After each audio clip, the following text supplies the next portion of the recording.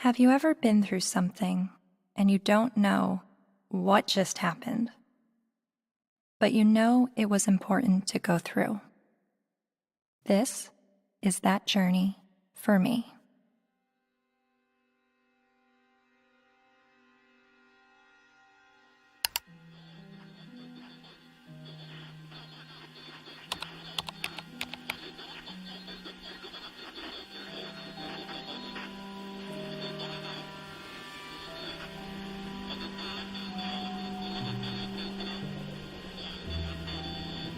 Misogynist rantings would be at home in the far-reaching internet subculture widely described as the men's rights movement, a toxic distillation of the worst aspects of American sexism. It's a universe of message boards where men get together to express their hatred towards women. I thought men's have all the advantages in the world these days. That's utter nonsense. Men are routinely ground up in a family court system that is misandrist and biased against them. They are the majority of the homeless. They are the majority of suicides. They are the majority of the drug addicted. They are the majority of the unemployed. They are the majority of school dropouts. They are a majority of those in prison. How do we know that they're not the cause of these problems? There's a reason that women live longer, Mark. Let me tell you. It is because we are stronger and we are happier at the end of the day than most men. And that is factual, and you know it. And when men are married to women who scream like you, they just want to die sooner. I'm not screaming. When you have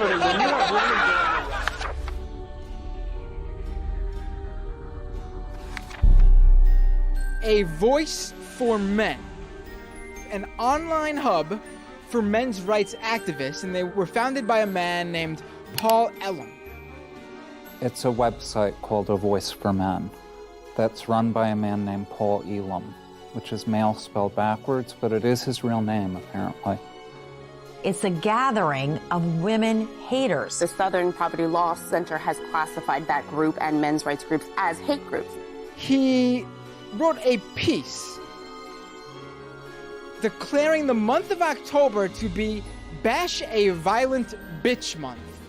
I mean, literally to grab them by the hair and smack their face against the wall, he wrote.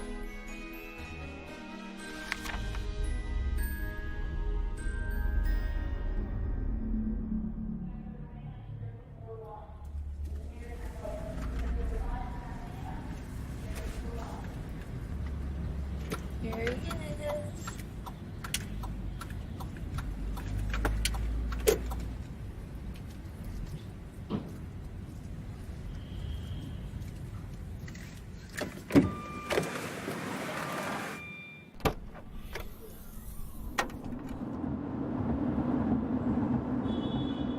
You may be wondering why I'm sitting in a car with notorious men's rights activist Paul Elam. That's a valid question, and to answer it, I need to start at the beginning of how I became a feminist. I was a quiet kid preferring to observe from afar. My mom put me in theater classes when I was 8 years old to break me out of my shell, and I loved it. So much, to the point that I decided to move to Hollywood when I was 18 years old to become an actress. What I wasn't prepared for was to be pigeonholed as the blonde who always died. Billy?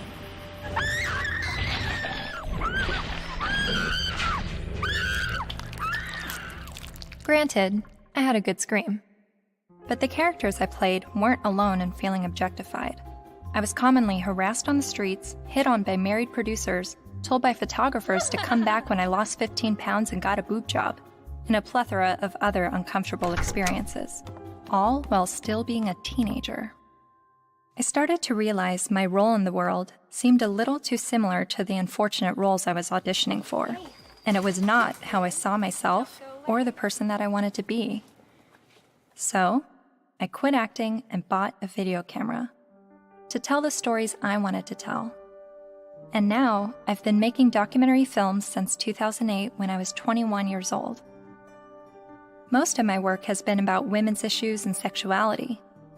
I've covered a range of topics from the phenomenon of purity balls to reproductive rights, single motherhood, and LGBT rights. After releasing my film in 2012 about marriage equality, I was at a loss of what topic to explore next. And that's when two horrific stories broke the news.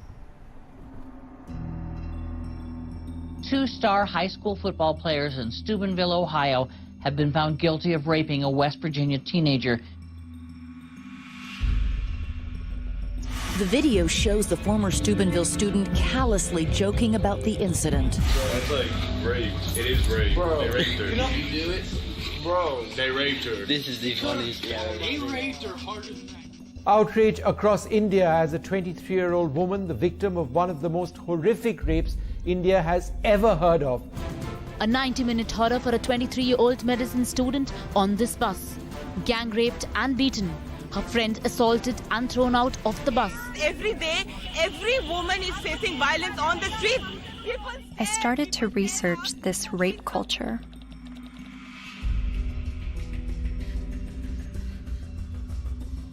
A website called A Voice for Men popped up.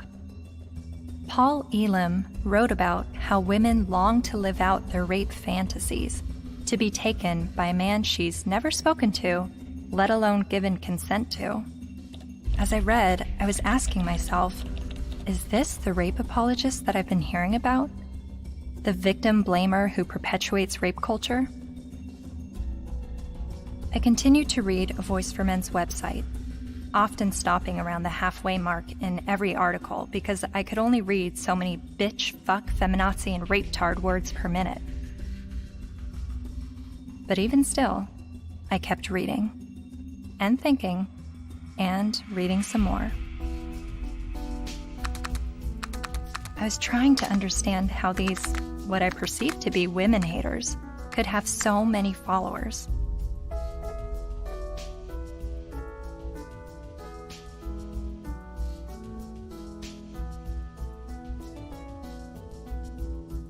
So, I decided to meet these MRAs. The ones leading the movement, and some of their followers too.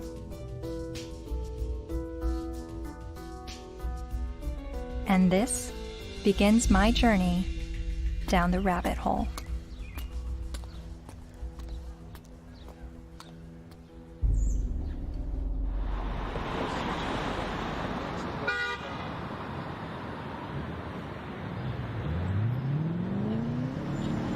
This, ladies and gentlemen, is an historic moment.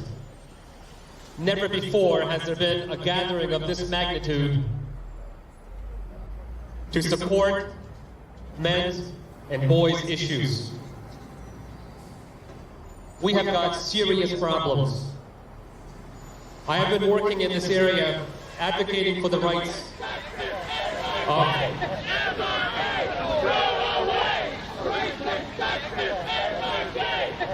and here we go.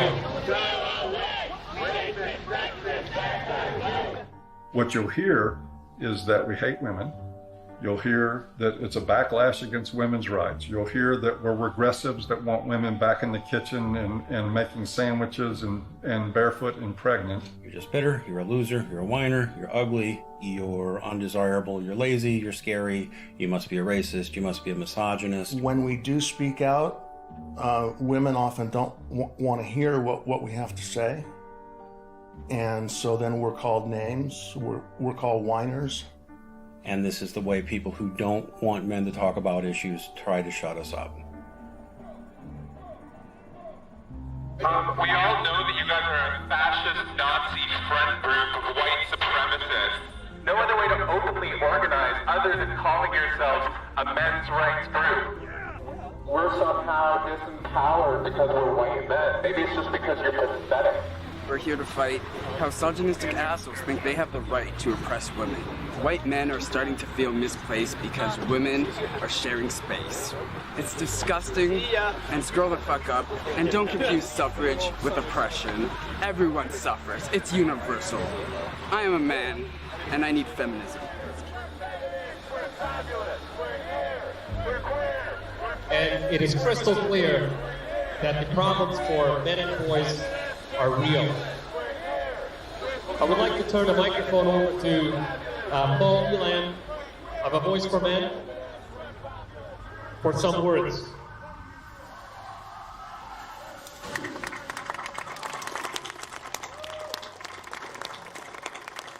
This is a historic day.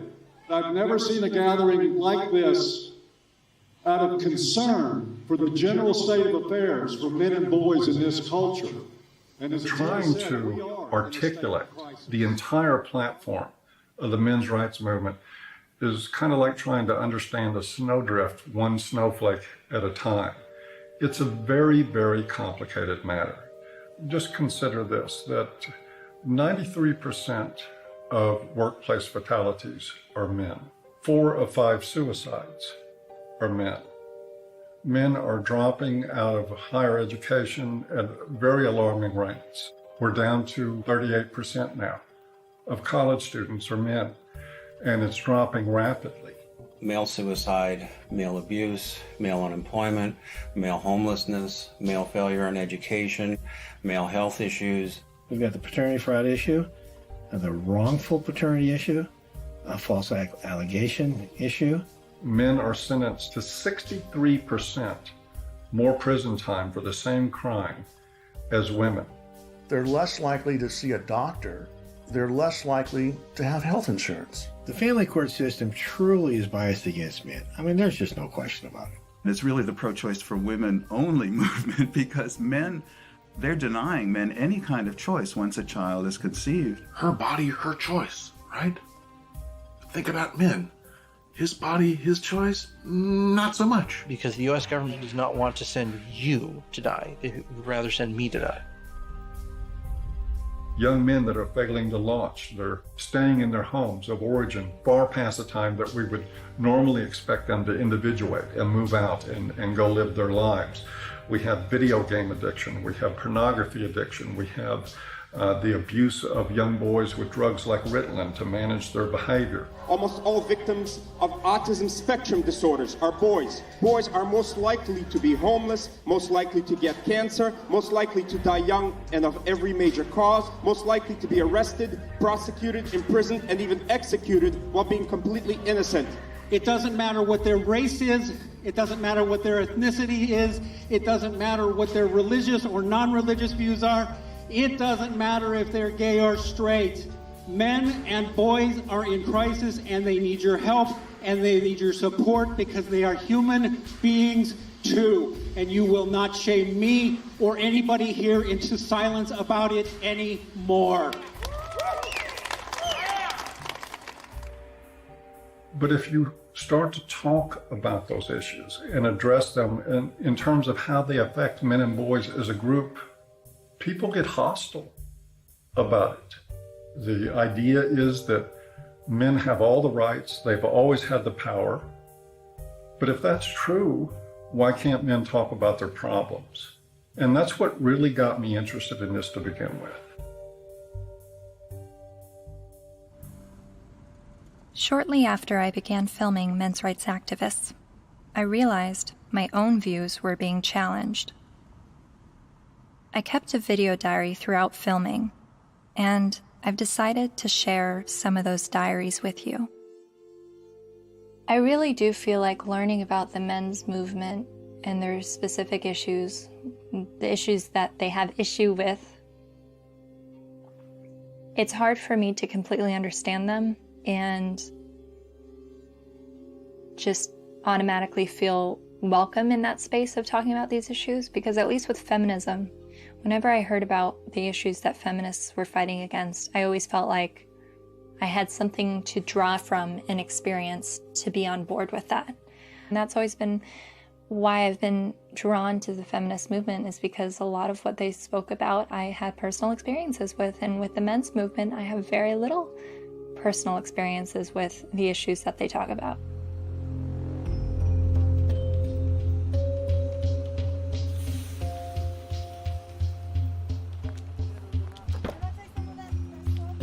A cab driver who was driving a cab 70 hours a week was not saying, I am earning this money to have power over my wife.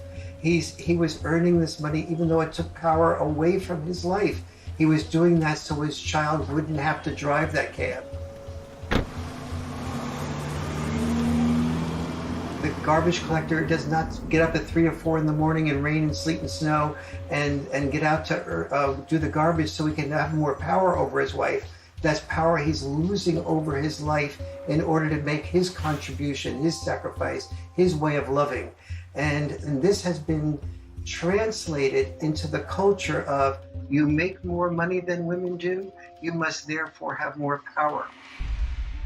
Meet Warren Farrell, best-selling author and self-styled social anthropologist, leading an assault on our traditional thinking about men. I asked my girlfriend at the time to buy me as a gift, I think it was for Christmas or for my birthday, Warren Farrell's book, The Myth of Male Power, which she did. And it just changed my whole life. And his premise was, while women are often seen as sex objects, men are often seen as success objects. And this resonated with me. He wrote this book that questioned our notions of power, of who had power and where it was. And it questioned the roles of men, but not the way feminists had always questioned gender roles. Every society that survived based on its ability to train its sons to be disposable. Disposable in war as warriors, disposable in work as firefighters, as workers on oil rigs and so on, coal miners, and indirectly, therefore, disposable as dads.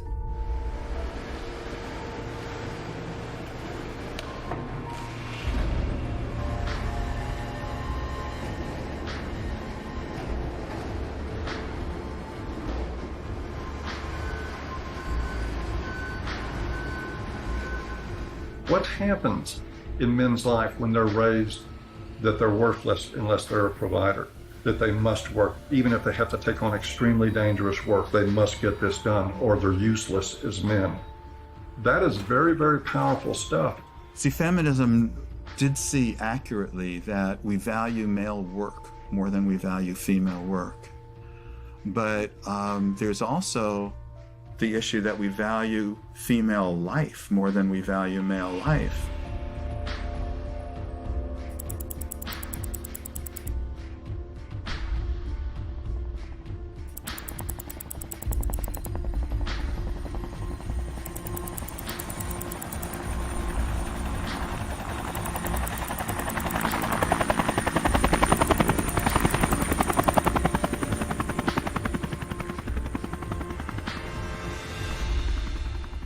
Even when that plane went down in New York City a few years ago, and that, the pilot was a hero for the way he landed it and saved everybody. Word arrived over the citywide fire frequency that a commercial jetliner was in the water with 155 people on board.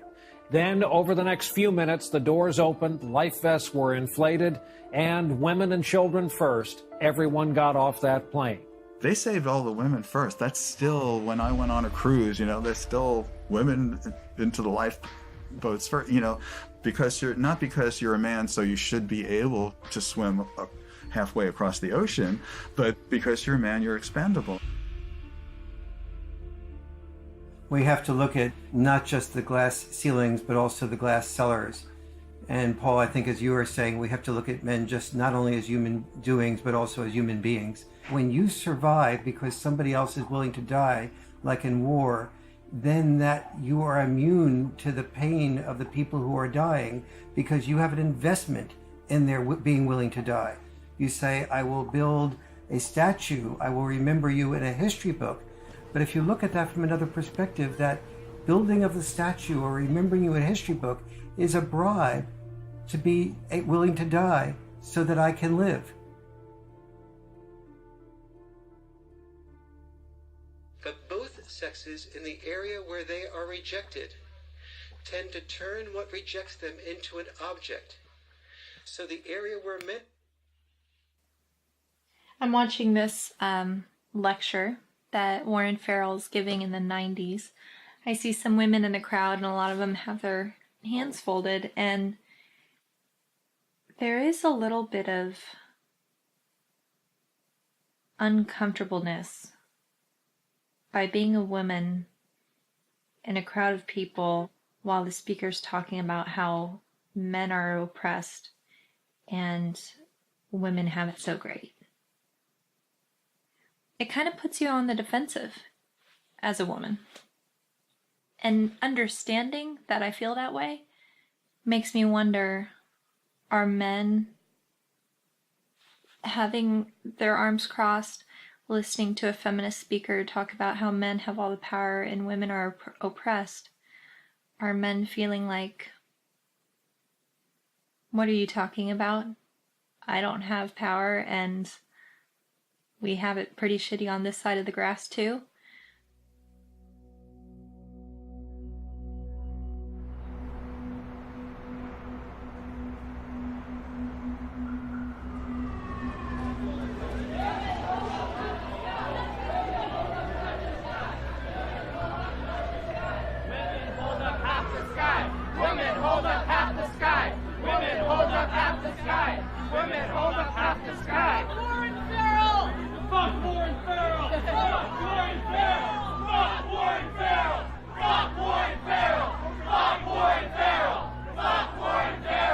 In 2012, Dr. Warren Farrell was speaking on behalf of men's issues at the University of Toronto in Canada.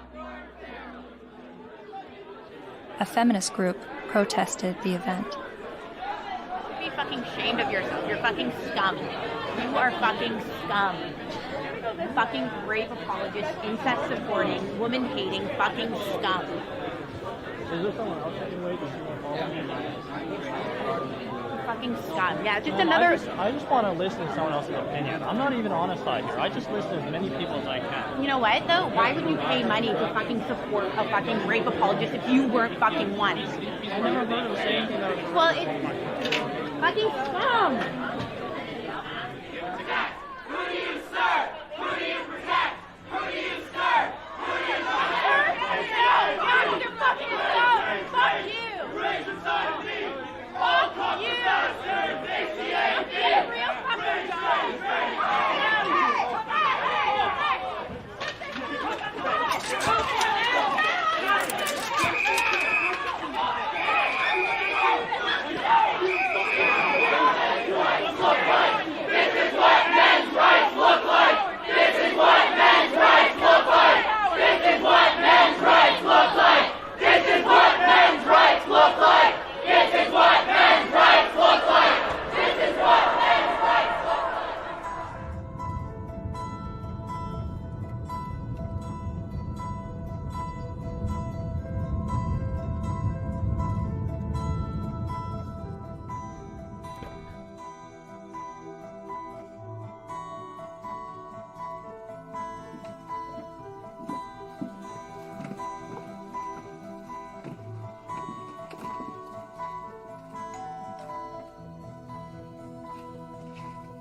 Hi, how are you? I'm Cassie. You're Cassie. Oh, for some reason I thought you were a male, which I'm just delighted that you're a female. Well, thank you. Very glad to meet you. Yeah, you too. Come on in. Thank you. Thank you.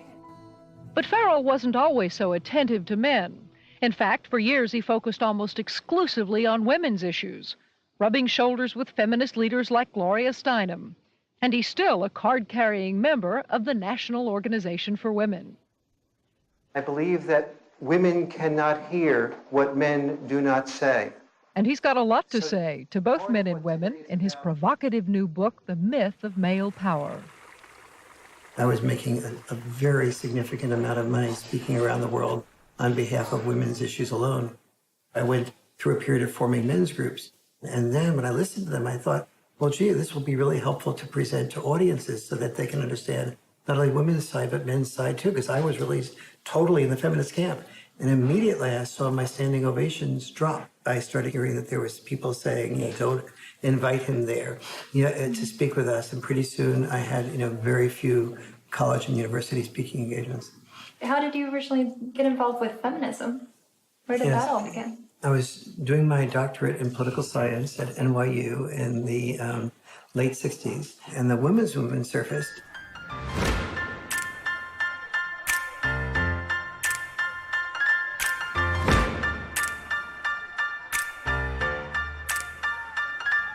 And I started to say, this is the most exciting thing I've ever heard, because I'd heard of civil rights, gay rights, But suddenly women were saying, I don't want to be confined to just being a homemaker or a secretary. And so it's like, why shouldn't women be encouraged to do everything they possibly can do? And at that point in time, I saw a lot of women marrying men that they weren't completely in love with, but the man earned a fair amount. And so I thought, that's just a form of prostitution extended over a lifetime. How depressed that must make a woman. And it's not going to be good for a man either. He never knows whether he's loved for who he is or loved for what he has. And he's afraid to give up producing because he's afraid to lose love. And so women who were successful to me appeared to be women who would free men from having to be all, wrapped up in just being the only breadwinner and supporting 1, 2, 3, 4, 5 people, which, it's one thing to support yourself. When you're supporting 5 people, you don't have the freedom to question your boss because you're supporting 5 people. The first issue of feminism was to say, just because I'm a woman, maybe I don't want to spend my life raising children. Don't force me into that role against my will. So they looked at men and said, well, you're not forced to raise children. You don't have any issue. But for men, the traditional sex role was not raising children. For us, the traditional sex role was to be a provider, a protector, and to initiate relationships. Each of us has traditional sex roles. Don't force us to carry out those traditional sex roles. We have the same rules set up for men that they've always lived by, that you need to protect and provide at any cost. But we've changed everything where it concerns women. They now have access to everything men have always had access to education, to work, to whatever they want to do. But they're not the ones driving the semis. And they're not the ones in the coal mines. You don't hear the National Organization for Women complaining that there is just not enough female ditch diggers. It is still men carrying the lion's share for what it takes to operate and maintain this society. And it is still the expectation that if somebody's going to go down with the ship, it's going to be men.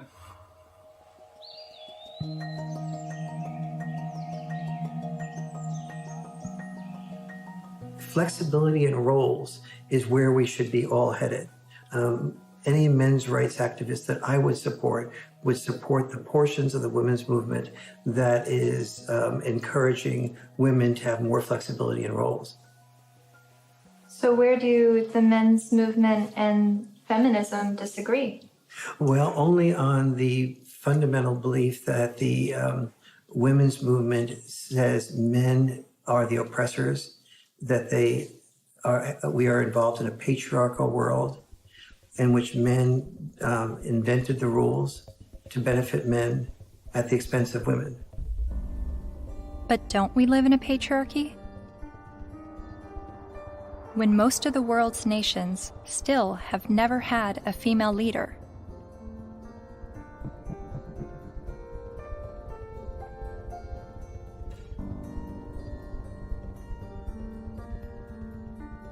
And less than 5% of CEOs of Fortune 500 companies are women. You have to look at this in a larger perspective. Patriarchy is the result of gender roles and not the vice versa.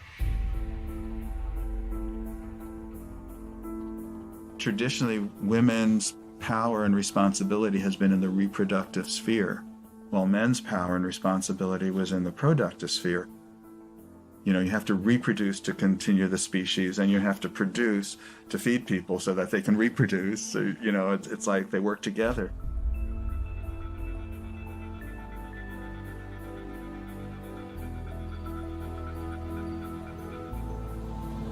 And most cultures divvied up roles because women were responsible for childbirth and were more likely to breastfeed. They're not more likely to, they did the breastfeeding. They tended to be involved in the role of raising children. Men tended to be involved in the role of raising money or making a killing of the animals or making a killing on Wall Street. But those were our obligations. So that's why industry was male-dominated and government was male-dominated, because that was our job. And so what we call patriarchy is men giving into the expected roles that they're supposed to give into, and many of those roles are very harmful. Working exceptionally long hours, difficult hours, dangerous jobs, getting killed on the job.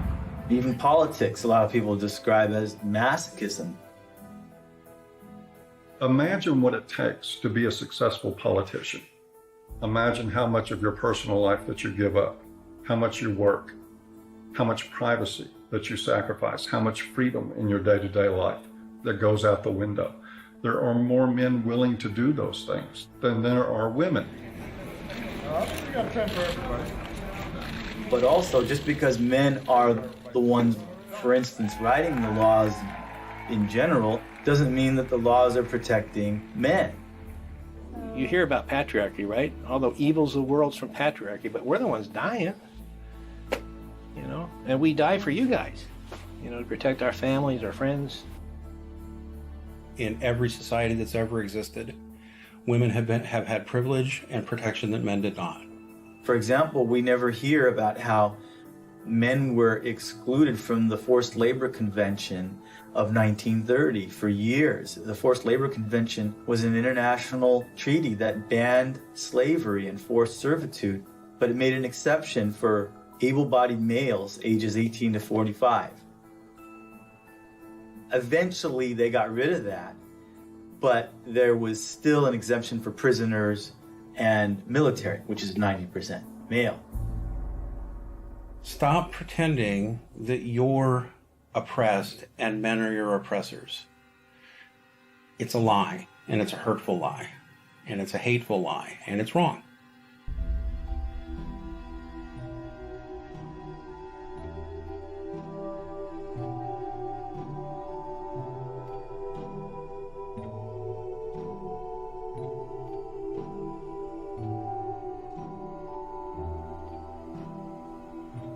You talk a lot about the red pill in A Voice for Men. What is the red pill? Oh, it's sort of a cultural slogan. It comes from the movie The Matrix, where the character Neo is given the choice between a red pill and a blue pill. You take the red pill, you stay in Wonderland, and I show you how deep the rabbit hole goes.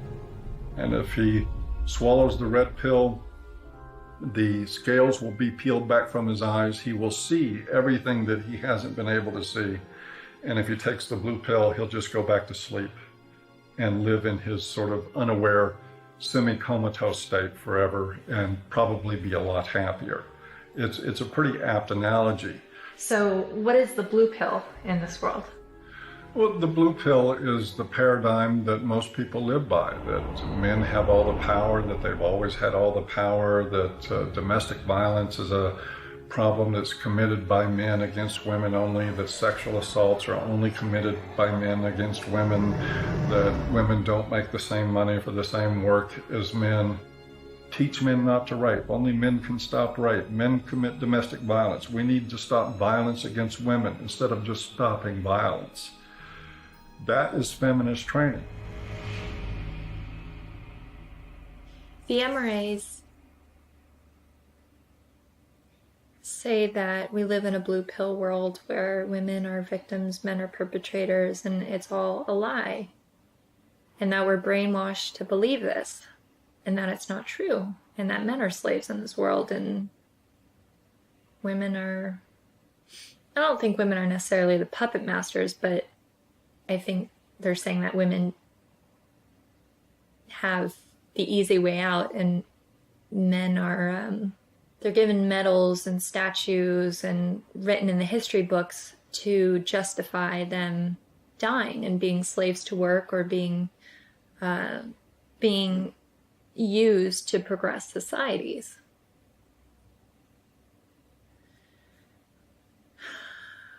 And I've believed for so long that I'm at a disadvantage for being a woman, and that I have to work harder than everyone else, and I have more to overcome, and I have more to prove just because of my gender. But the MRAs are saying that this is all a lie, and that guys are actually the ones that are disadvantaged and discriminated against. And actually, the more I learn from them, the more I think thank God I wasn't born a guy. Because I don't think that the expectations on men is good or healthy. I mean, they have so much pressure to succeed and to be strong and to stand up and protect others and to put their lives on the line. I don't think I would want that responsibility. But, 50 years ago, no, I wouldn't have wanted to be a woman. But now, I mean, maybe just it's right now that the tides are changing and women are have the better deal. Well, no, I don't know.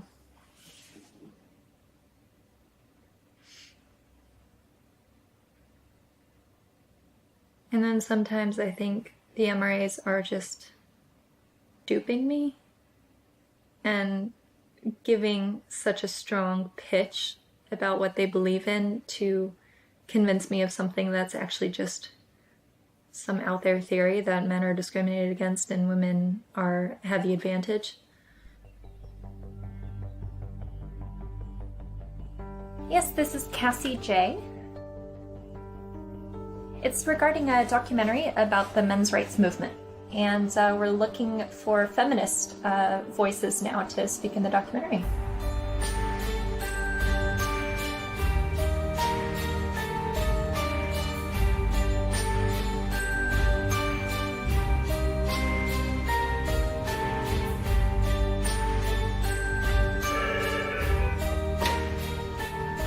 Feminist majority. Yeah, hold on just 1 second.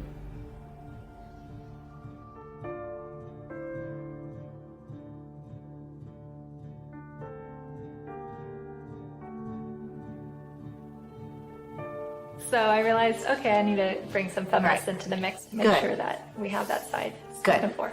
I was researching rape culture, and so that's how I stumbled across a website called voiceformen.com. So some of the people that we've already interviewed on the MRA side is Paul Elam with A Voice for Men. Yeah. Are you familiar with him? Oh, I'm familiar with him. I've never met him. Yeah. Obviously, they've spent a significant amount of time and energy denouncing me, so I figured I might as well have a look at what they say. Right. Yeah, really, the men's rights movement is part of the backlash. The backlash? To feminism. The men's rights movement really got going as women began to make gains, and some men have felt threatened by the opportunities that have been opened up to women. And I don't know if it's because some of them feel threatened that they now have to compete with a lot more people for their jobs. They now can't get into the best schools if a woman or a girl has better grades. Think about it. Grandfather's generation probably had it pretty well, right? All of his needs, his shirts were ironed, all of that was always taken care of. Well, grow up. Realize the world has changed. And as much as the MRAs would like things to go back to the way they were, and use the argument that women have an advantage now, no person looking at the data can possibly say women have an advantage. We're just beginning to get a level playing field here. It's not tilted in our favor, I can tell you that. And they know it. They know it.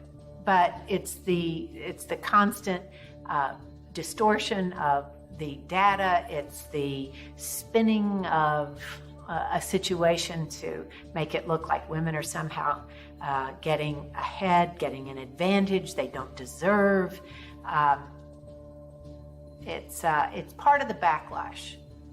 Political organizing comes from a feeling of victimization, which is why the men's rights movement makes that claim that men are the victims of discrimination. But it doesn't have much traction because, you look around and it's hard to see it. We don't have movements called, straight liberation. The question I would pose rhetorically is the men's rights movement really the gender version of the white nationalist movement? Because there are plenty of white people who say that they are the victims of reverse discrimination. So of course it's not going to have very much traction. You can't really organize the people who are superordinate.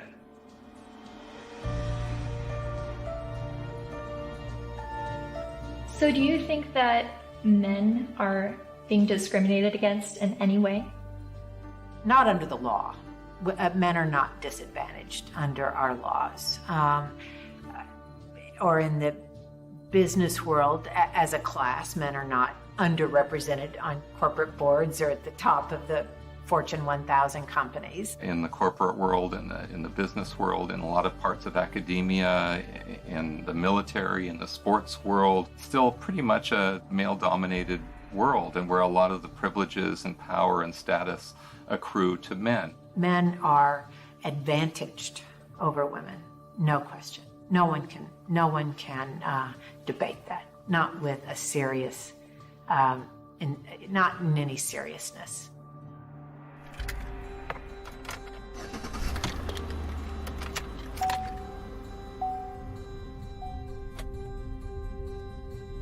I was a math major as an undergraduate, and one of the fundamental things about geometry is the distance from point A to point B equals the distance from point B to point A.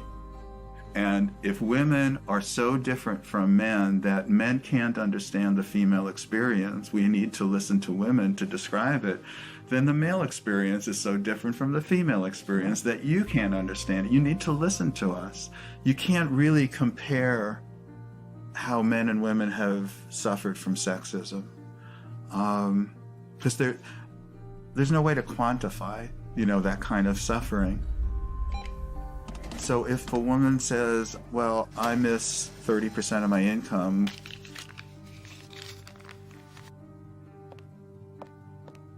more than you miss 6 years of life, there's no way to quantify that.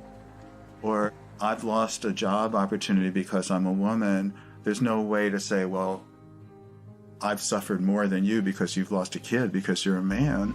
We can't, but it is serious. And at least if you're denied a job because you're a woman, at least you can go to another company and apply for a job, But you can't, when you lose your kid, you can't say, well, okay, I'll get custody of that kid, I'll try for that one. It's a terrible thing that happens.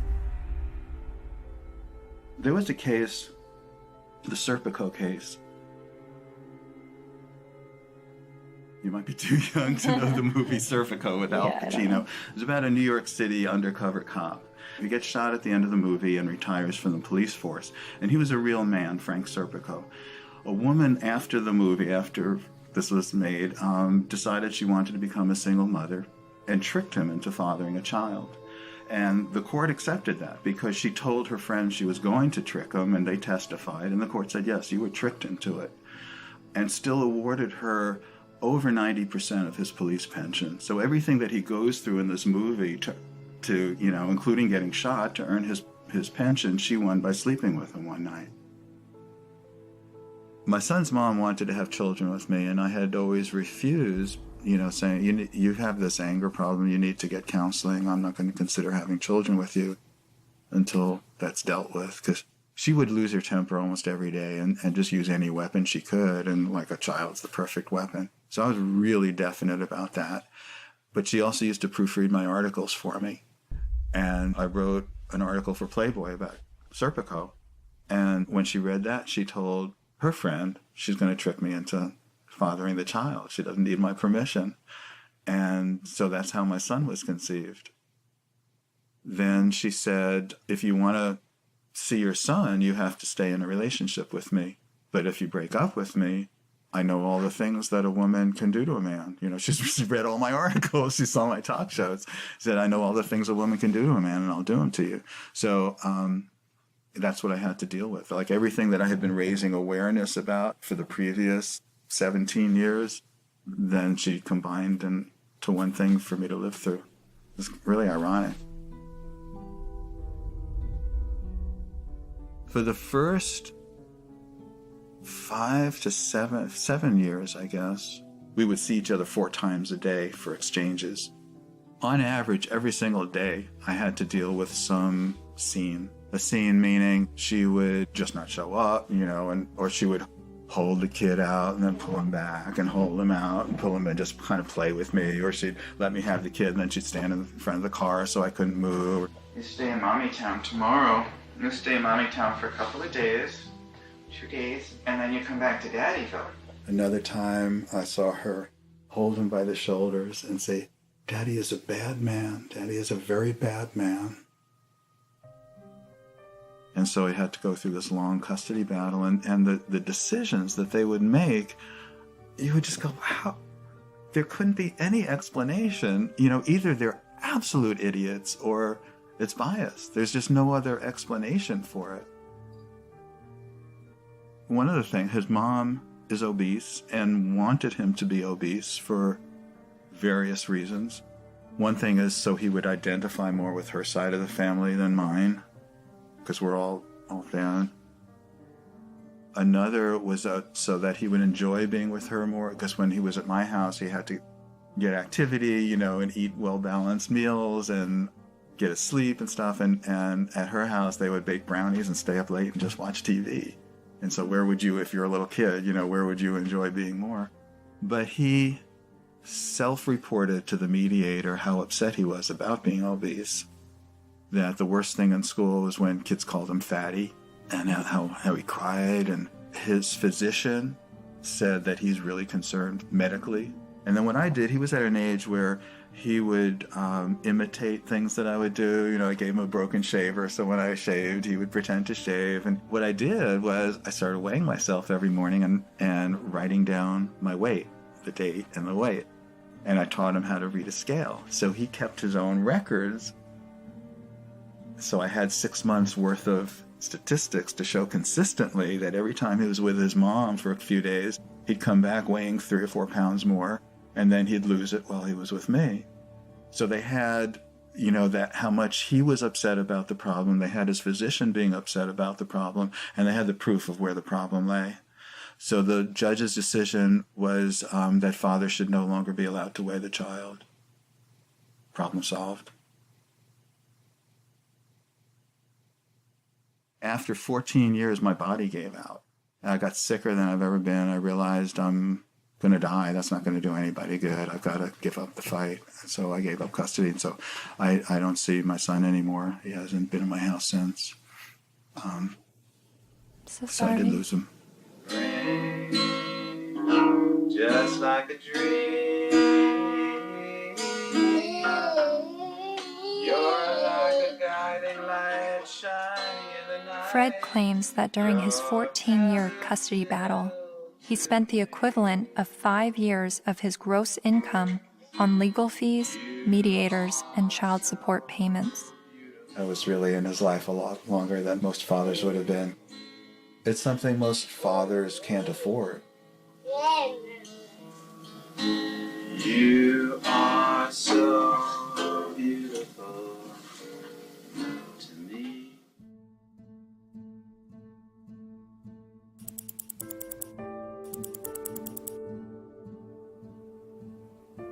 We generally know that fathers don't get as good a deal in family court, and we don't really complain about it until it happens to us. And even then, a lot of men don't. Many men's rights activists come into being men's rights activists as a result of getting a divorce, wanting to be equally involved with the children, and realizing that women have the right to children and men have to fight for children. When your family courts run on the supposition that mothers are more fit to be custodial parents and that fathers are more fit to provide a check every month, and to become what we like to call Uncle Daddy, where they visit their children. To me, that's one of the greatest obscenities in the world, the idea of visiting your own children, where you get to see them for 2 hours on Wednesday night, and you get to have them for X amount of hours every other weekend, and you have no say in how they're brought up.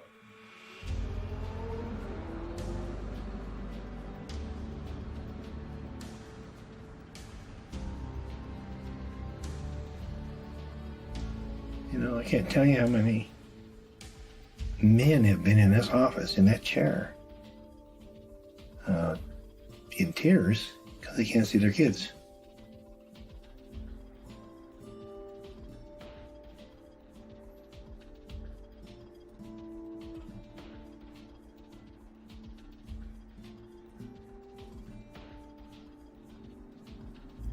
some of this stuff ends up in horrific consequences.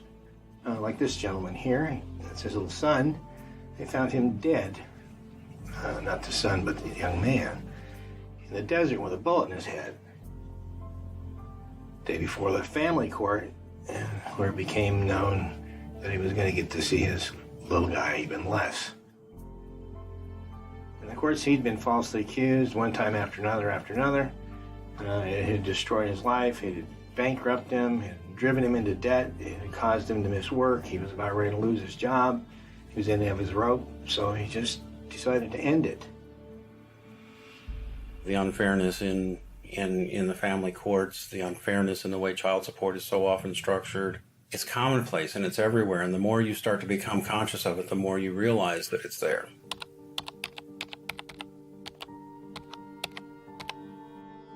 I started to research some fathers' rights issues and came across some harrowing stories. Like this man in South Carolina who found out his only daughter was adopted away by the mother without his knowledge or consent. His daughter was with an adoptive family in California, so he began his fight to get his daughter back. Adoption is for children without families, not children with a willing and capable family. And this man in Colorado who lost his daughter when the mother left the state to give birth in Utah where he wouldn't have legal rights to his child. He fought for 4 years in court and finally won visitation rights. Only visitation. I can't explain the emotion, the happiness. There's this hard fight, what this means to me. And then there's this heartbreaking story. The 20-year-old father never left her side until he was forced to give her to adoptive parents this week after Kaylee's mother decided to put her up for adoption. In order to keep Kaylee, Colby needed to file paternity action, an affidavit, and a commencement notice with Utah's Vital Records a day before the mother signed the adoption papers relinquishing her rights. But in Colby's case, the mother only gave him a few hours' notice of what she was going to do. I would like her back. Men in the men's movement are not upset about having to be fathers. They're upset because they're not allowed to be fathers. That guy blows his head out, blows his brains out. It's a family court? And people don't think there's something wrong with that? And we just open the doors tomorrow for business as usual, and that's okay?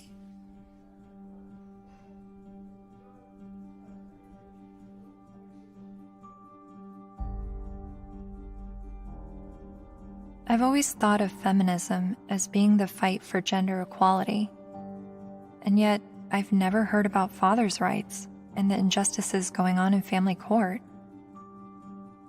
Why is this? I decided to ask gender studies professor Michael Mesner. Well, I'll just say I don't think it's...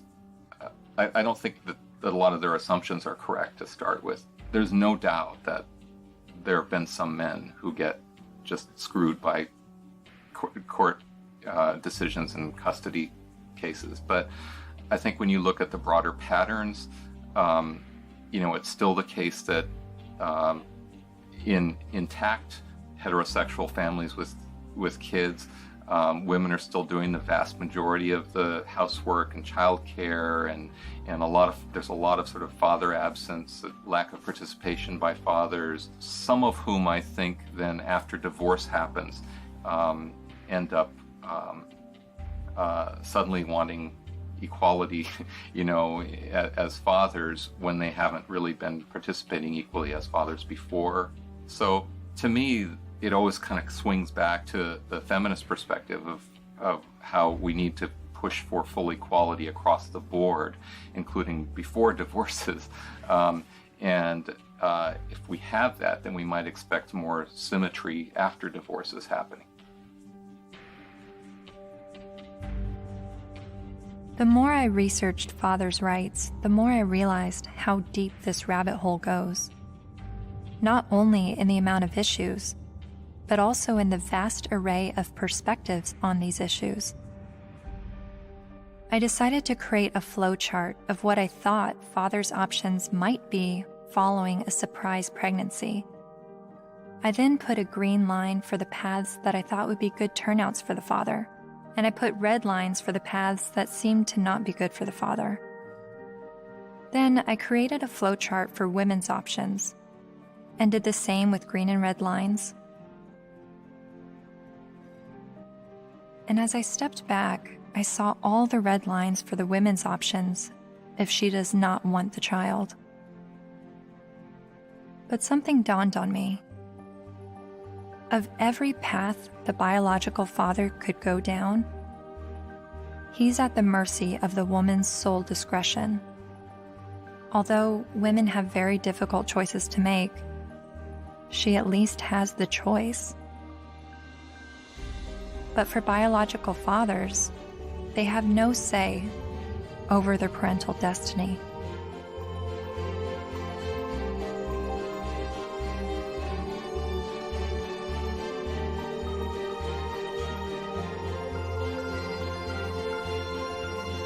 This is my friend Dara. She's 8 months pregnant with her first child, and she's a lifelong feminist. It seems from MRIs, from what I've read, that women seem to have more reproductive rights than men do. I don't know what to say, like, we carry children, they're never going to carry children. It's just a different thing. So I guess, as much as possible, take the steps to prevent yourself being in that situation.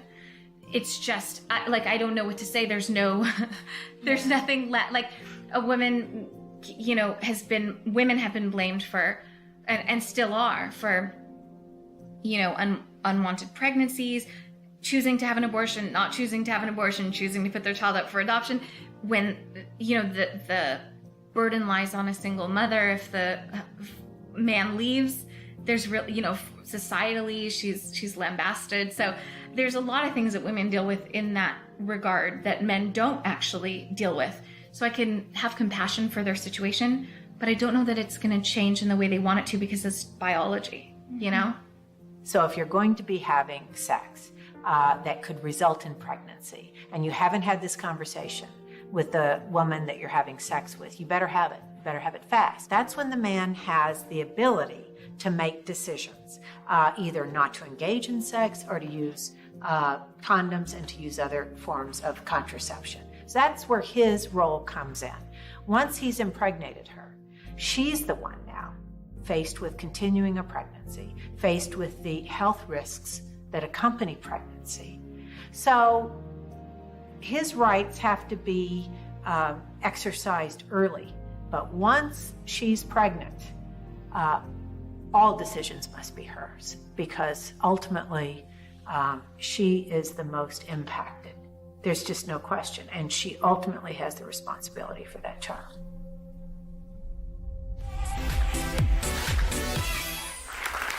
So before we were married, he promised me we would have 2 kids, and now he doesn't want any more.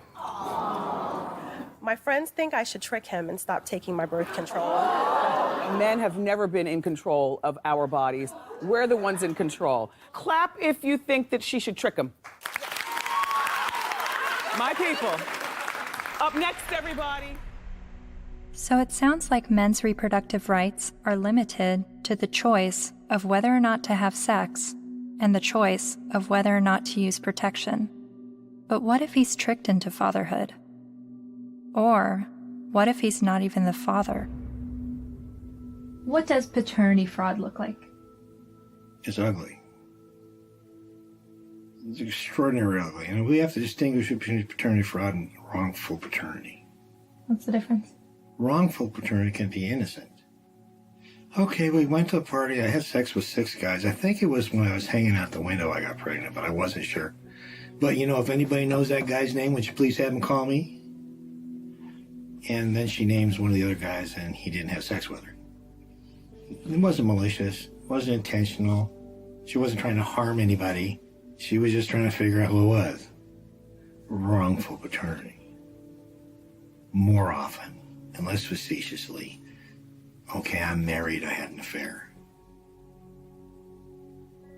Obviously here, there's all sorts of problems because there are more victims than the person who's named as dear old dad, who may be the wrong one. There's everybody involved in the family, like a situation in Texas where the family had 5 little towhead kids, all guys, all little blondos. And all of a sudden, one day, one of the little blondo kids gets in trouble, has to go to the hospital. They can't get a hold of mom. They get a hold of dad. Dad rushes to the hospital, needs to give blood. Whoops. Can't do it. Wrong blood. What? All the kids look alike. Turns out it was the guy down the street. You've heard of this case? No, it's a real case. So what happens to this family? Can you fathom what happens to this family? How do you think the kids feel when they find out dear old dad isn't dear old dad and it's the guy down the street? How do you think dad feels? That these 5 little boys that he still loves dearly, when he finds out they're not his bio children, but he still can't tear away because he loves them. He's devoted himself to these. How do you think it feels? I mean, it's horrific. Horrific. That's not wrongful, that's deliberate. So that's paternity fraud. That's paternity fraud. She knew who the father was and lied about it. Paul was right when he said, trying to understand the men's rights movement is like trying to understand a snowdrift, one snowflake at a time. There are unique fathers' rights issues that vary between unmarried, married, and divorced dads. But there are also men's rights issues for non-biological fathers. Like this man who is facing jail time for failure to pay child support for a child that DNA tests prove isn't his. Carnell Alexander still owes more than $30,000 to the state for a child that's not his because the mom wrote his name down because she needed to name someone in order to get welfare benefits. And I had to put him down as the father. That was the only way I can get the system. I'm almost homeless. I'm almost in jail. I'm out of work. My money is being threatened to be taken. He says the law needs to be changed, so when this happens, as it often does, other men don't become dad by default.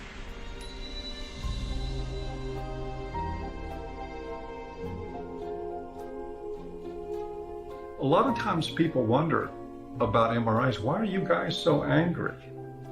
And my answer to that is, why aren't you? How can anybody look at this and not be angered by it? And the only answer to that I've ever been able to come up with is that people aren't angry because they don't see men as human beings.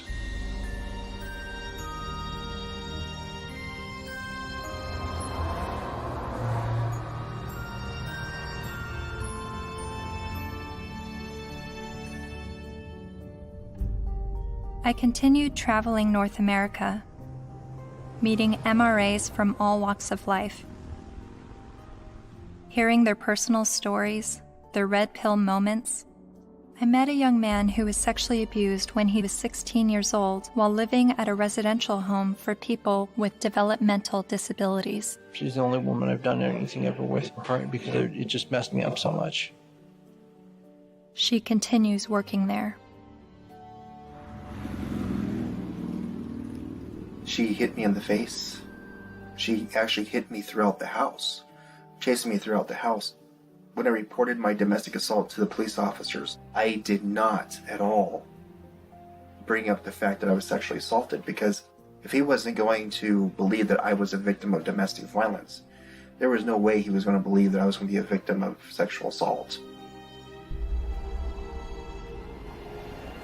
I met the honey badgers, women who are men's rights advocates.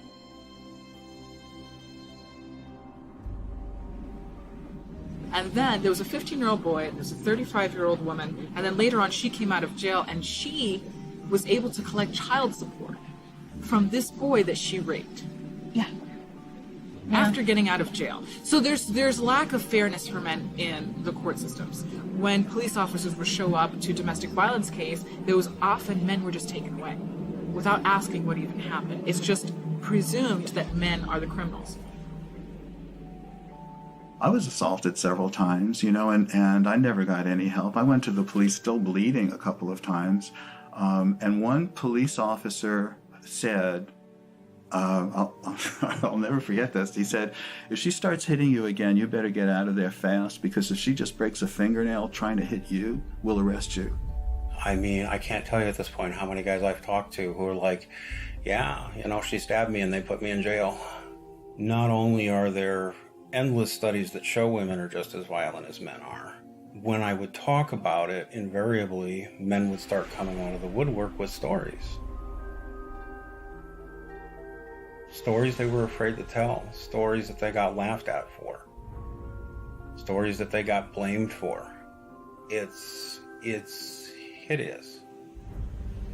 This is not flattering to men, to talk about men's vulnerabilities. No. To talk about the ways that they are not strong and that they are, well, weak.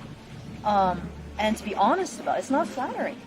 A solution for both genders is that we need to be able to recognize how men are vulnerable, and we need to be able to recognize how women are actors. Because we have a huge blind spot, especially when women do bad things.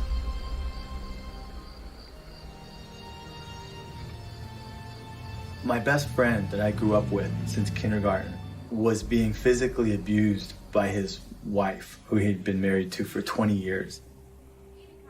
She'll break glass and throw it at him, punch him. I've seen it just happen spontaneously, and it was frequent. And he's bigger than her, but he didn't want to hit her. And he didn't want the children, they had 3 minor children, he didn't want them seeing this at all. So he would usually just go outside because there would be glass breaking or things being smashed or yelling, and he knew that the neighbors might think it's him. So he would go outside so the neighbors can see what's happening. Eventually I said, look, you need professional help, and so does she, and maybe the kids do too. So I called a bunch of domestic violence shelters. I just looked around online and I called, but every place that I called said, we don't help men. We don't help male men at all. And I started becoming curious about why that was, because I learned that these were state-funded shelters.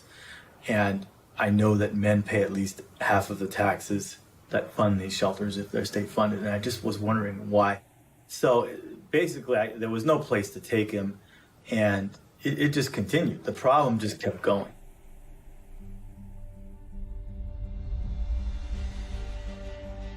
In the United States, there are over 2,000 domestic violence shelters. All of them serve female victims, and nearly all of them turn away male victims. In fact, as of 2016, there's only a single domestic violence shelter for men. My initial reaction was that there needed to be thousands more women's shelters because that many more women are being battered. But as it turns out, 1 in 3 women and 1 in 4 men will be victims of physical violence by an intimate partner in their lifetime. Sure, there's a slight majority of female victims, but how can that excuse denying men help? Couldn't this be considered gender discrimination?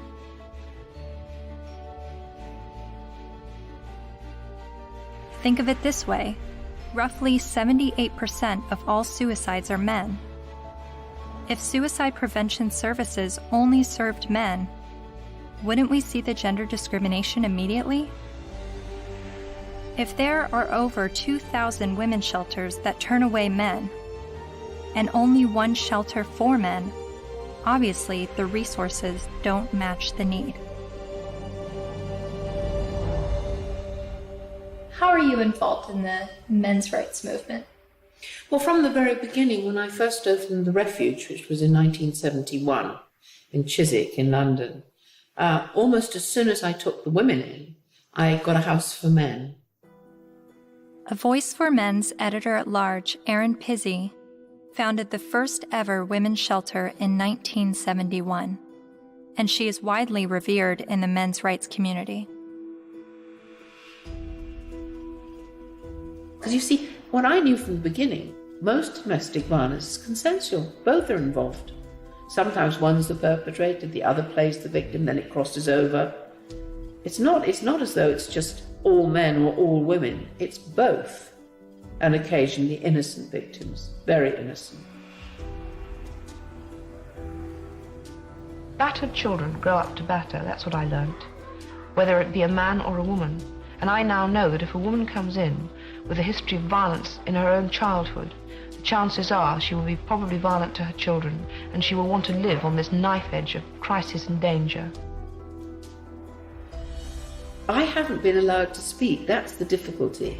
Why is that? Because I'm completely barred from all conferences. I'm not allowed to walk up the step of my own refuge. I bought the bloody building. But no, because there's feminists. The woman who runs it is a very heavy feminist. She won't have anything to do with me. What did you say that made them hate you? That women could be equally as violent as men. That was from the beginning.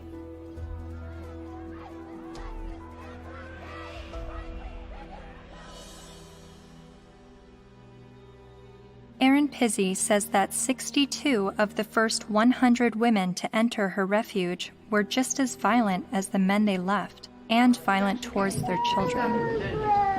But there's levels of violence, isn't there? I deny the fact that I'm violent. Well, I'm violent. So you know, I'm very violent. Well, verbally, and I could quite easily hit somebody. You know, very, very easily. And I've had an argument. But the feminists I've met have an entirely different take on domestic violence.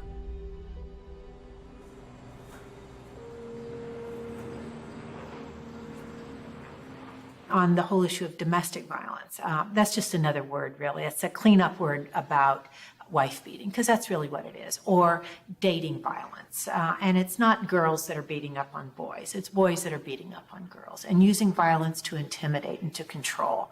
And we have very few what's called domestic violence shelters, which are places that women can leave their home with their children and get a new start, get out of the violence. But there are not nearly enough of them. We need more funding and more resources, because it is a tremendous disadvantage for women and girls.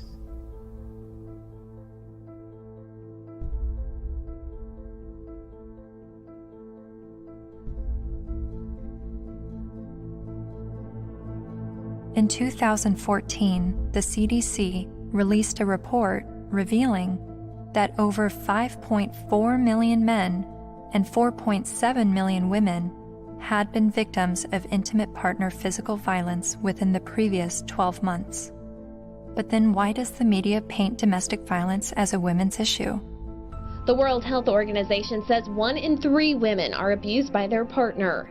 1 in 3 American women experiences domestic violence or stalking at some point in her life. And when it was addressed as a men's issue, the speaker's point was that it's a men's issue because men are the problem. I'm going to share with you a paradigm-shifting perspective on the issues of gender violence. I don't see these as women's issues that some good men help out with. In fact, I'm going to argue that these are men's issues. Why is domestic violence still a big problem in the United States and all over the world? What's going on? Why do so many men abuse physically, emotionally, and verbally and other ways the women and girls and the men and boys that they claim to love? What's going on with men? Let's grant every single empirical case as being true. Yes, it is true. Let's just say, it is not true, but let's just assume that there is gender symmetry in domestic violence, that women hit men as much as men hit women. If I were to say that, I would say, and therefore we need boatloads more funding for domestic violence, to develop shelters and adequate interventions, because there's this hidden epidemic of men who are being beaten up by women. Or I could say, as the men's rights movement do, therefore we shouldn't have these shelters and we shouldn't fund them because the women are all lying.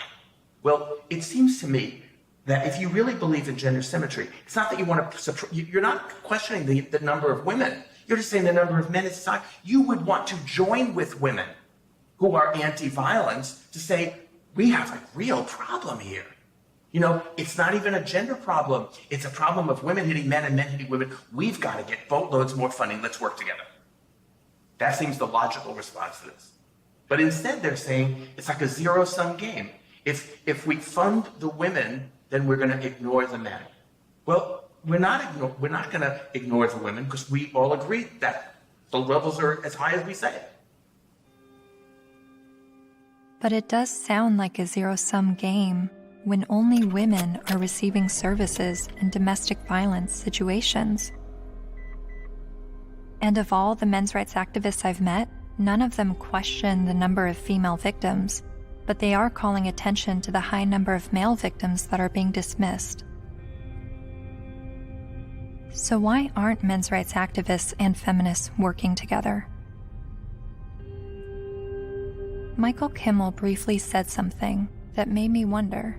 He said it would no longer be a gender problem if both men and women were equally victims of domestic violence. Is that why the number of male victims are never addressed?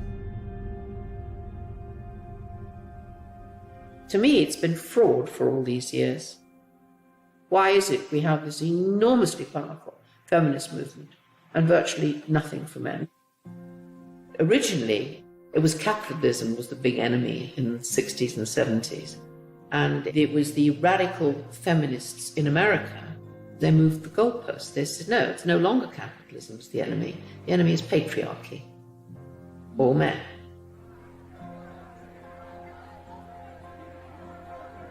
And that's how the women's movement began. And it was enormously successful. The new mood in the refuges was going to be that no men could work in refuges and can't today. They can't sit on the boards. And boys over 9 or possibly 12 can't go into refuges, or you call them shelters. Their mothers have to make other arrangements for them, which I find shocking. Yeah. And it ring-fenced money. I think that particular time when the feminist movement were desperate for funding because they'd run out of publicity, and they were desperate for funding, and they needed a just cause. And unfortunately, it fell into their laps. It's an enormous industry. I mean, violence against women, they get something like, well, it's $1 billion and over a year. Mm. And an awful lot of that goes on really supposedly rehabilitating men, but essentially punishing them with something that's called the Duluth model. Duluth Power and Control Wheel. You guys know about that? No. I'll give you a copy. In 1977, I think, a bunch of crazy women up in Duluth, Minnesota figured out they had the solution to domestic violence, and it was all about patriarchy and all about men. And it's the Duluth Power and Control Wheel, because men are all about power and control. Of course, not you ladies. You guys, you don't control anything. You have no power. You're just sweet and innocent little things. Okay. So when this power and control wheel is divided up in all these things, you know, about who does this and who does that and blah, blah, blah. Of course, it's all men.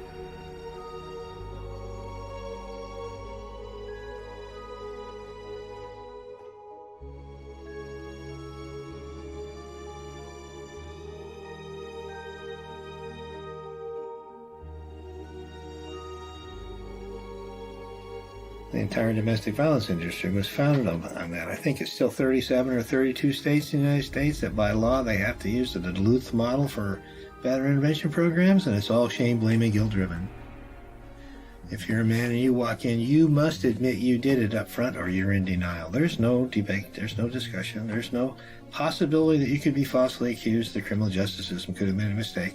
None whatsoever. You are in a state of denial, and you will complete that course or you're going to go to jail. You will be re-engineered. That's frightening. Frightening? Yes, that's frightening. I think it's terrifying. Absolutely terrifying. All I had to do, I had a simple choice. I could just say, yes, you're right. Men are the enemy. No problem. But I couldn't. I absolutely couldn't.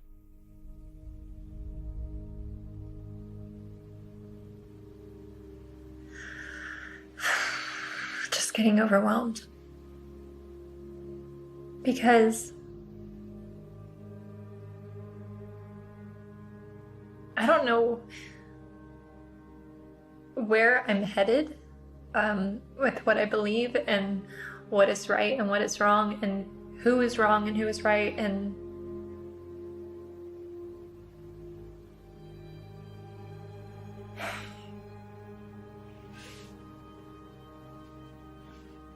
the truth is somewhere in the middle, and that's why I'm feeling frustrated, because I don't know where the truth is, and I don't know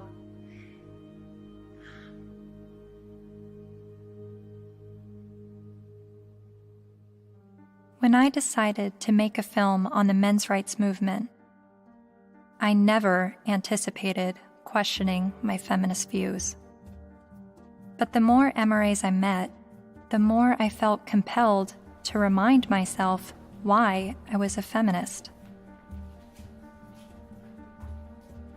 I signed up for a women's group. Welcome to our Women on Your Power workshop. Only 4% of the Fortune 500 companies are led by women. Women only hold about 14% of corporate executive positions and less than 20% of our governmental positions. I made video diaries complaining about how I had to change what I wore to walk alone at night, how much time it took me to get ready for work, all the housekeeping that was on my shoulders. In comparison to other gender issues, these videos seem trivial, but I made them nonetheless. I attended women's rights rallies. No to violence. That's what we are here for, to say no more to violence in any form, especially against women and girls. I repeated women's issues in my head like a broken record. Female genital mutilation, sex trafficking, reproductive rights, maternity leave. And social media helped remind me of women's issues. We have fought for everybody else's equal rights. It's our time to have wage equality once and for all, and equal rights for women in the United States of America. We are struggling for a uniting word, but the good news is that we have a uniting movement. It is called He for She.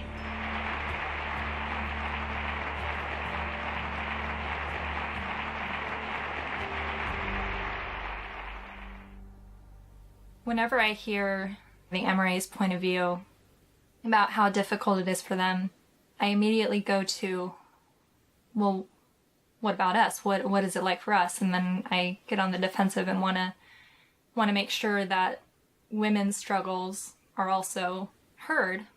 And I don't know if that's necessary, because the MRAs are saying that the feminist perspective is the mainstream perspective. But even when I hear their issues, I still want to speak up for the women, because I feel like, I don't know why I feel like talking about one gender's issues now neglects the other. And I guess that's what MRAs have been dealing with, is always hearing about women's issues and feeling like their issues are neglected. But whenever I hear them talk about men's issues, I feel like I need to stand up for women and say, this is what we're dealing with, an equal opposite.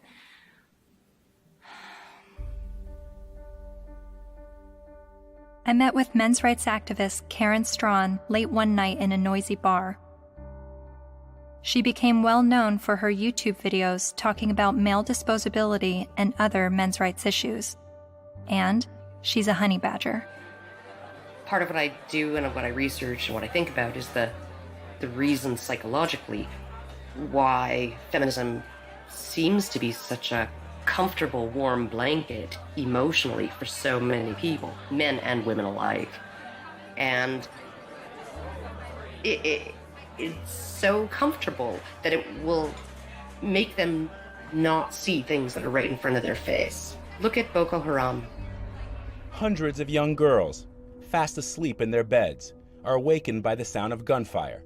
Armed attackers have stormed their boarding school and set fire to dozens of buildings. Nearly 300 of them are dragged from their dorm, loaded onto trucks, and carried away deep into the forest. From New York to London rallied yesterday demanding that the terrorist group, Boko Haram, bring back our girls. It just gets to the core of you, This unconscionable act was committed by a terrorist group determined to keep these girls from getting an education. And what happened in Nigeria was not an isolated incident. It is a story we see every day as girls around the world risk their lives to pursue their ambitions. I mean, you must have heard about that, right? That's being spun as a fundamentalist Islamic group that is so determined to be misogynistic and oppress girls that they want to deny girls an education. But they are not against girls being educated. They're against anybody getting a Western secular or Christian education. The initial attacks, and there were several of them, there were over 100 men killed and 1 woman killed. And the victims were described as people, right, or villagers. And in the previous attacks on the schools, they actually let the girls go. They separated out the boys and girls, and they let the girls go, and they told them, go home, get married, renounce your sins, and live a righteous life under Allah, right? And then they burned the boys alive. There was literally no outrage, right? It was barely reported on. It was one of those things, there was no opinion pieces on it, no nothing, right? Until the girls were kidnapped. And look at it this way, because we played right into their hands, because they want attention, right? And they weren't getting any attention from the Western media when they were just slaughtering boys, right? They want attention. And what do? They kidnap girls and sell them into marriage or slavery, right? And everybody, the UN, Michelle Obama, Barack Obama, the UK government, the Canadian Federal Minister of Defense, right? They're all promising aid and help and equipment and personnel to help find these girls and bring them back, because this is such an outrage and oh my goodness, something needs to be done.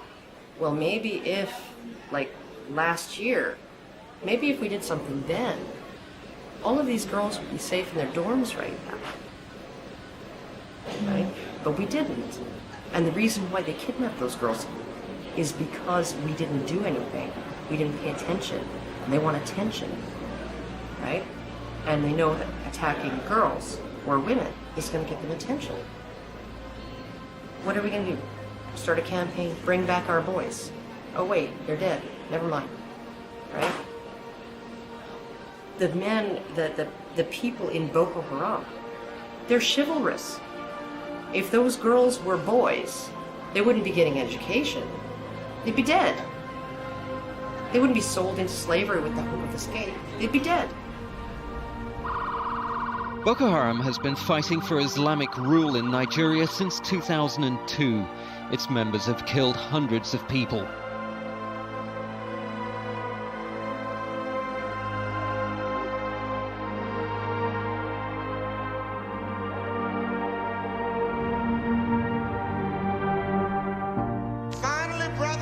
At least 69 dead, although some reports put the number at about 150 and scores more injured.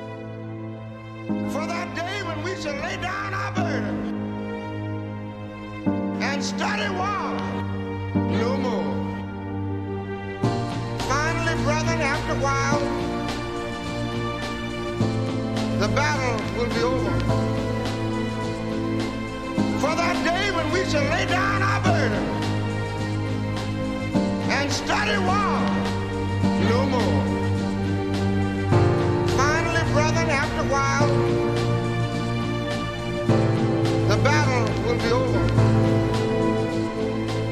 For that day when we shall lay down our burden and study war no more. Finally, brethren, after a while, the battle will be over. For that day when we shall lay down our burden and study war no more. Finally, brethren, after a while, the battle will be over.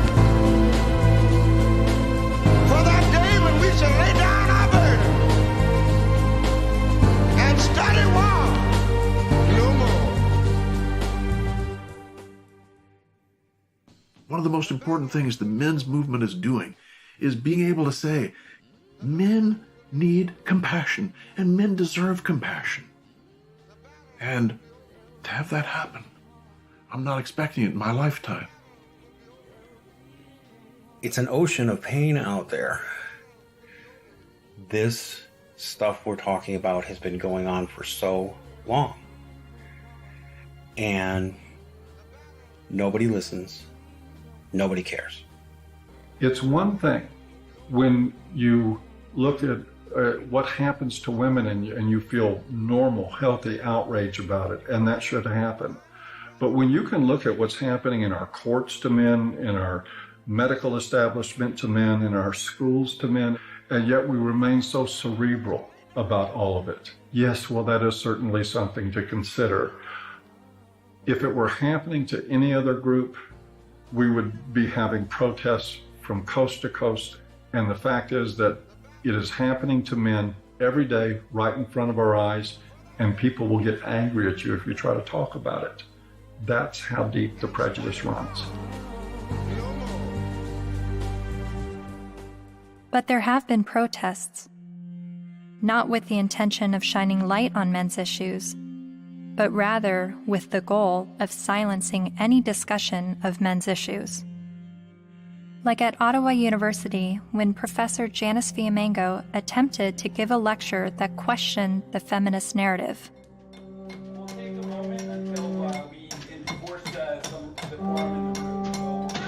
So you think this is a victory? Yeah, why are you so frightened of hearing an opinion different from your own? Then there was the first international conference on men's issues in Michigan, where even Ms. Magazine urged its readers to protest the conference in hopes of shutting it down.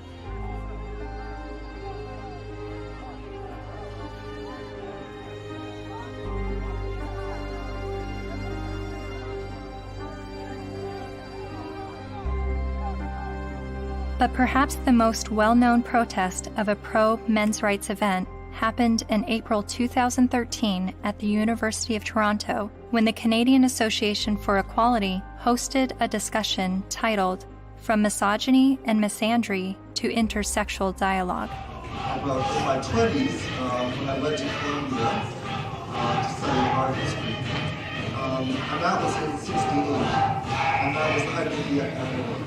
And so suddenly I was confronted with the direct possibility of being drafted for that.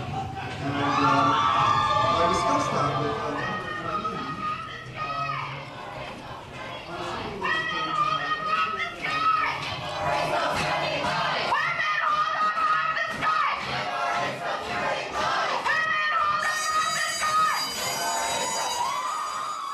a feminist group protesting the event illegally pulled the fire alarm and successfully shut down the event.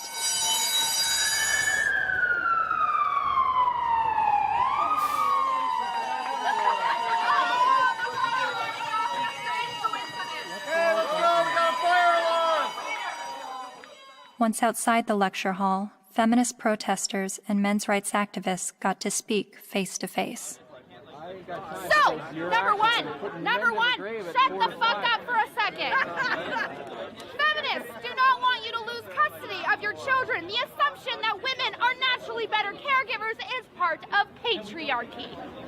Feminists do not like commercials in which bumbling dads mess up the laundry and competent wives have to bustle in and fix it. The assumption that women... This is a list of the things that we're working towards. Now, if you would shut the fuck up for the 50th billionth time, we agree on, actually. These are things that we're agreeing on. And these are things that you've actually all got skewed fucking views on. You think that feminists are trying to take away your fucking rights, but as a matter of fact, what we're trying to do is we're actually trying to work on the same things that you're working on, but accept the fact that you're just too busy hating women. You can't fucking see that we're trying to work on those same situations. Are you conflating feminism, which is an ideology, with women, which is a demographic of societies?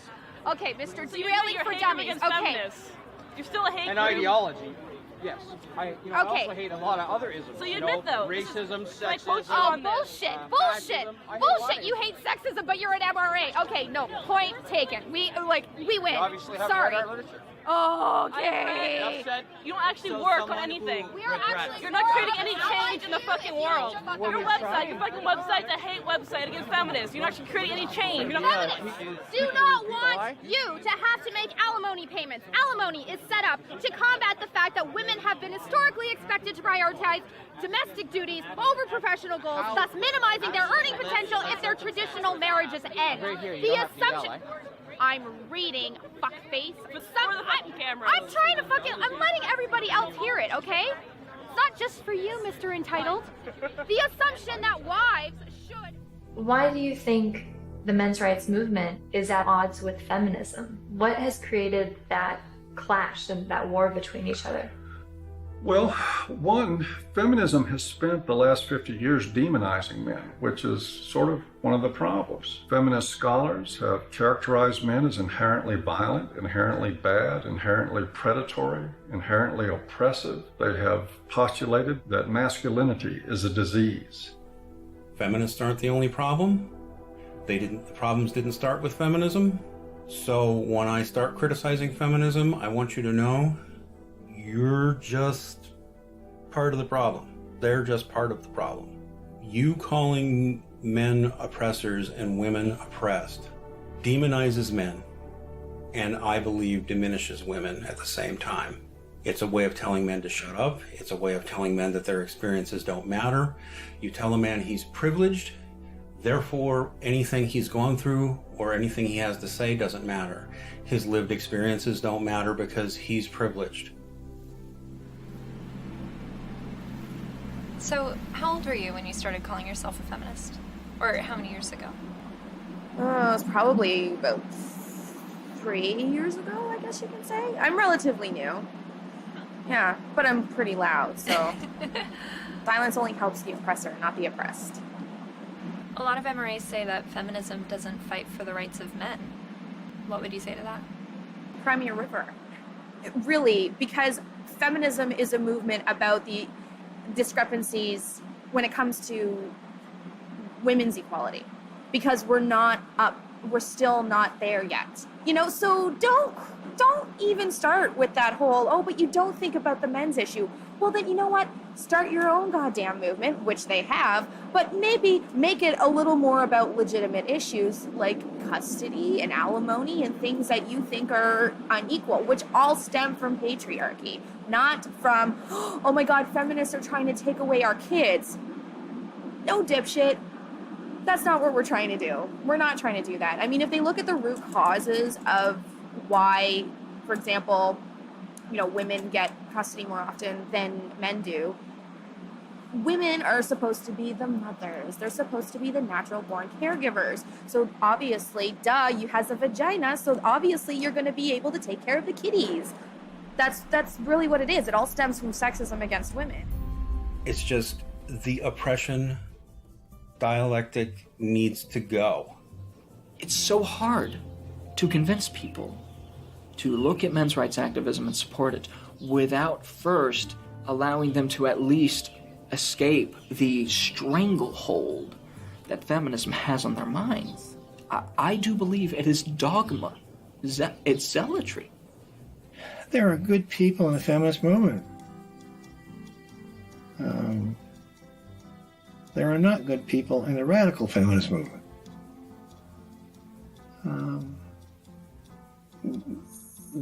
That system is based on hate. And hate is, in my opinion, hate's the most destructive force in the world. They're so quick to call us man-haters or misandrists. Misandry for life. No, they're so quick to say that when all we're doing is talking about patriarchal societies and structures that we want to dismantle. Nothing against men in particular, but just saying, hey, this is a system that we live in, and this puts men above women, and it's not necessarily their fault, but hey, recognize what's happening here, and let's work together to dismantle it. The omnipotent, ever-present patriarchy, the invisible force that directs all of our lives, right, and causes all oppression and all suffering, right, our devil.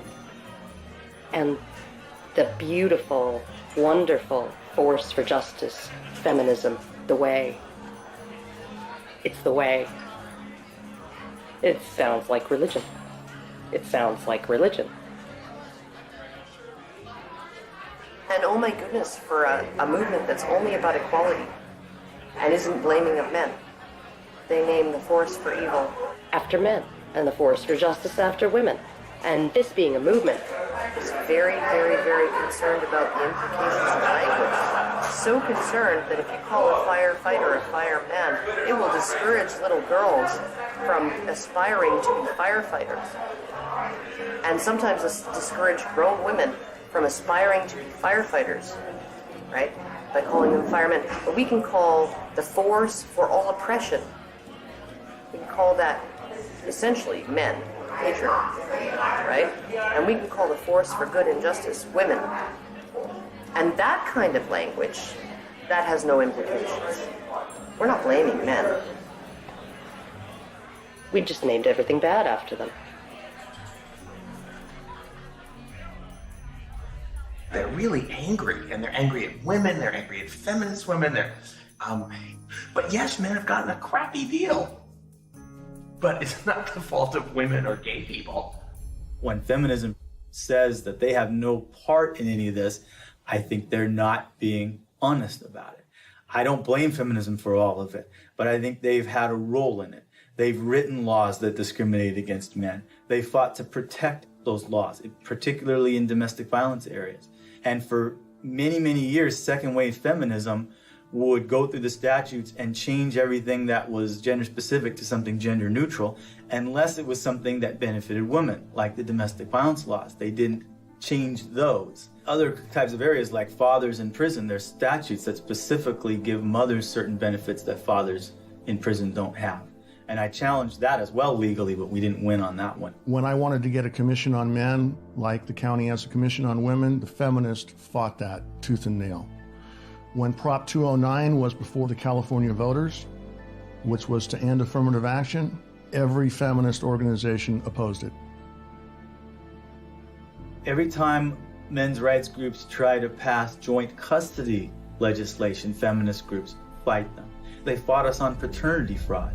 The biggest opposition that I have faced has been from the radical feminists that said, we don't want truth to be the standard, because if we did, they wouldn't oppose automatic DNA testing at birth.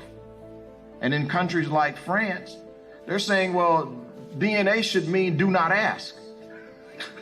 Because it's now illegal to even get a test, and if you get a test without the mother's permission, you will be criminally prosecuted. In Sweden, they tried to create a man tax. In India, the men's rights movement is trying to get the rape laws to include male victims, and the feminist groups apparently are fighting that. I'm not saying all feminists are this way, but I think the ones who are affecting public policy, who have the lobbying power, I think they are. If you just look at their actions, they don't want equality for women. They want special privileges for women and girls. And even though they know in a lot of areas men do not have equality, they are silent.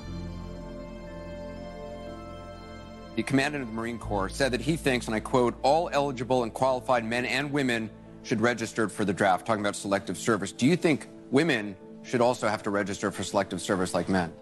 I have to think about whether I think it's necessary to go as far as our military officers are recommending. The idea of having everybody register concerns me a little bit unless we have a better idea of where that's going to come out. Where I want people to register, I want every young person to register at the age of 18 to be able to vote automatically. And I think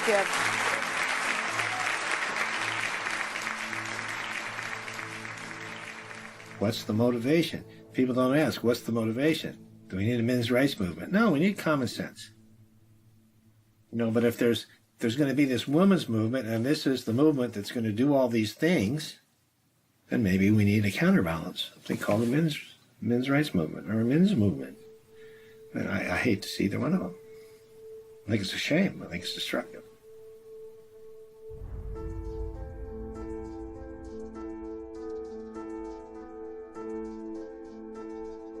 I'm hearing what the men's rights activists are saying, and I'm finding the sources to support what they're saying.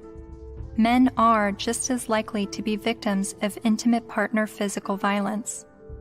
Men have little to no control over their parental destiny, especially when he's tricked into fatherhood or he's raising a child that he later finds out isn't his.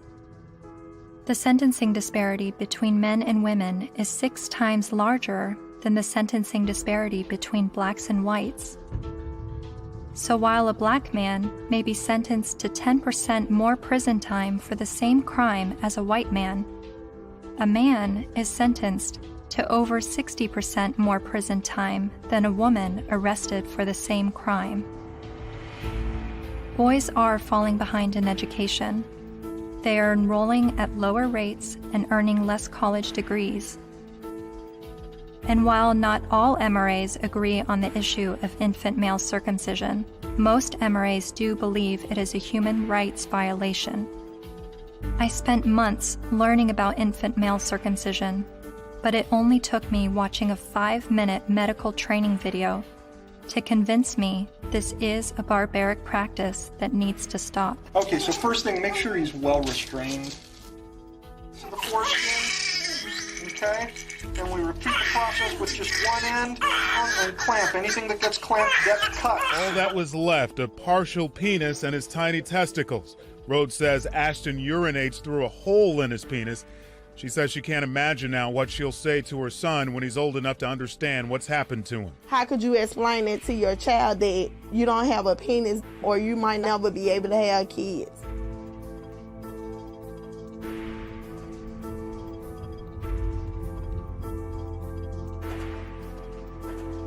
Yes, men are the majority of workplace deaths and injuries, war deaths, suicides.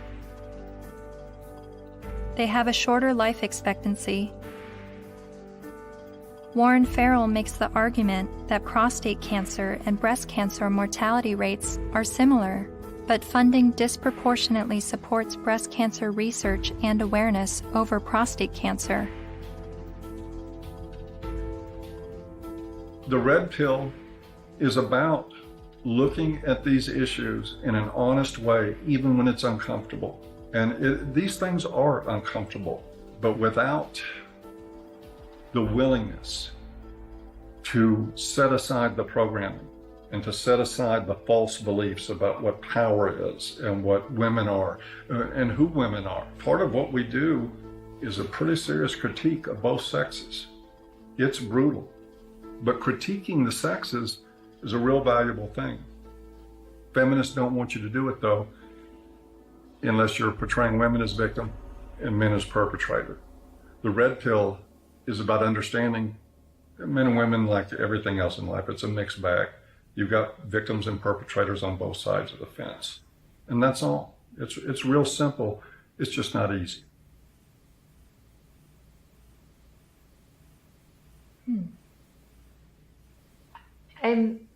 I think I agree with everything you said, but there's still some kind of unsettling doubt, and I don't know where that's coming from. I'm recognizing all of these very serious men's rights issues. But what I don't understand is how I could be agreeing with men's rights activists. Is this the same misogynist hate group I originally discovered online? The Southern Poverty Law Center has classified that group and men's rights groups as hate groups. I looked into what I was hearing from feminists and the mass media about the men's rights movement. I've read a lot and I've heard a lot that the men's rights movement has been labeled a hate group by the Southern Poverty Law Center. Is that correct? That's not quite true. No, they got it wrong. No, this was somehow written up on some kind of anti-men's rights websites as us having listed them as hate groups and so on. That we didn't do.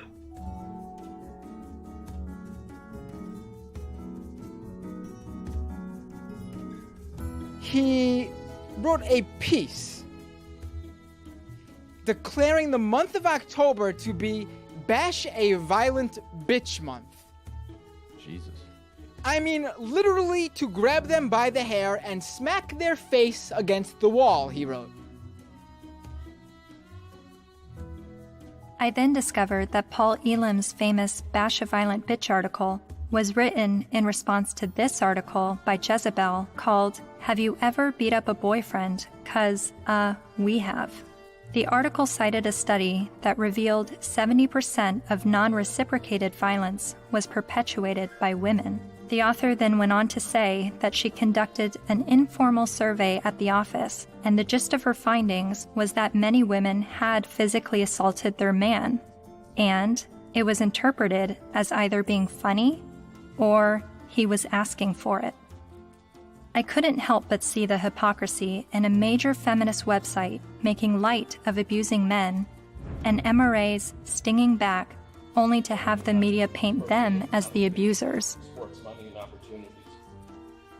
Something else to think about. Arriving on campus, boys will also see the effects of women's studies programs, now usually termed gender studies programs. Make no mistake about it, however, they are still women's studies programs. I teach in the gender studies program at Wagner. There are about 900 such programs worldwide, and about 400 of them are in the States. By comparison to those 900 programs worldwide, there is one men's studies program. In 4 years, Center for Men and Masculinities is to be established at a state of New York university, the one at Stony Brook. It will be headed by Professor Michael Kimmel, a sociologist. Its advisors will include, probably among the advisors are funders as well, the actress and fitness expert Jane Fonda, Gloria Steinem, and Eve Ensler, the author of China Unlocked.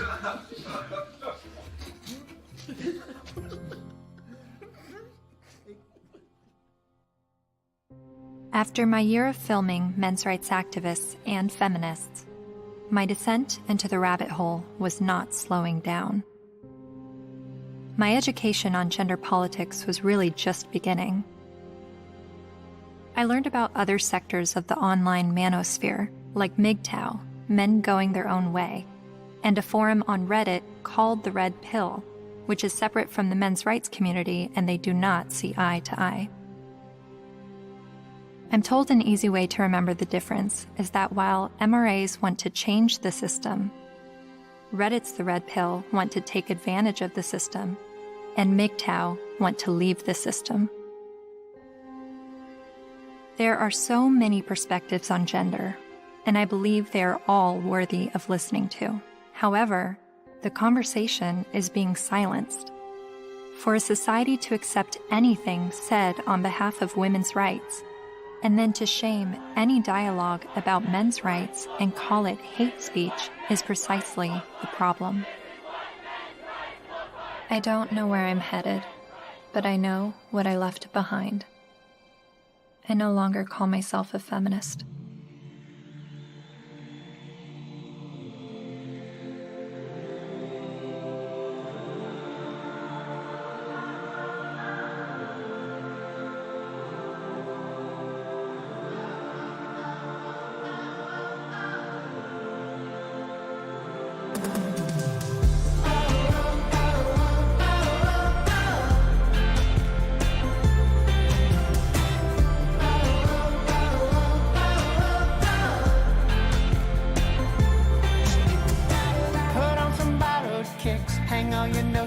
Up. It's never what it is. Wisdom is asking what. There is another side, down where the rabbit lives. My world will blow your mind. Just have a look at it. Think about it. Think about it. Think about it. Think about it.